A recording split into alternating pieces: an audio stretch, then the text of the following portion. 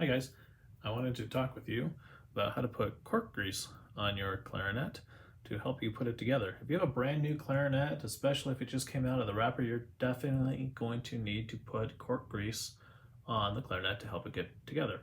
If you have an older clarinet, it's always good to put it on once or twice here and there to make sure that it is working correctly, but the new clarinets, this will help you big time.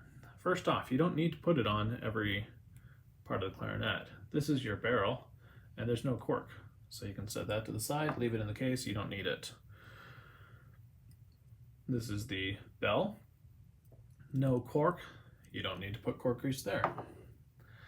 This is the mouthpiece. As you can see, there's some cork right here. So although I just put some on, I'm going to show you guys how to do it. Take the cap off, and your cork grease is much like chapstick. Turn the bottom and it comes up just a little bit. You don't need much. Though if you have a brand new clarinet, it can be very dry on these corks. So once it's on, just kind of take your finger and make sure there's no large chunks remaining. There you go. Once that's done, you can put it off to the side. Next, we're going to take a look at the upper joint, and the way you know it's the upper joint is there are two pieces of cork on it. One at the top, one at the bottom. Same thing we just did.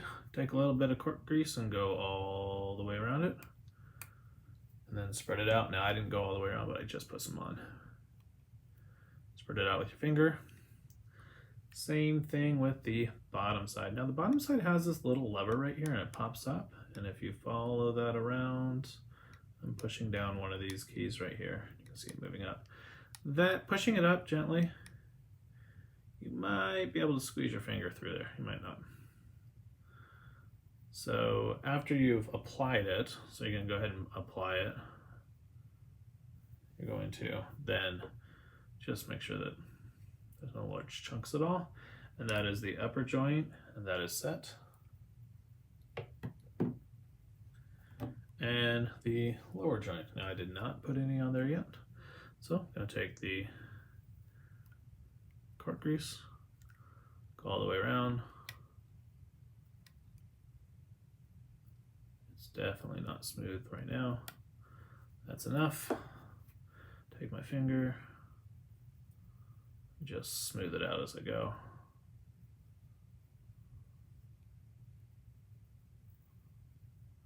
And that's set. The lower joint only has one piece of cork, so you don't need to worry about the other side. And you're all set with that. I do want to point out that I am using cork grease. I am not using slide grease. Slide grease is designed a little bit more for brass instruments. The cork grease is designed for your clarinets, saxophones, and a couple other instruments that need it. So please make sure you are using cork grease for your clarinets. Please make sure you are using slide grease for your brass instruments.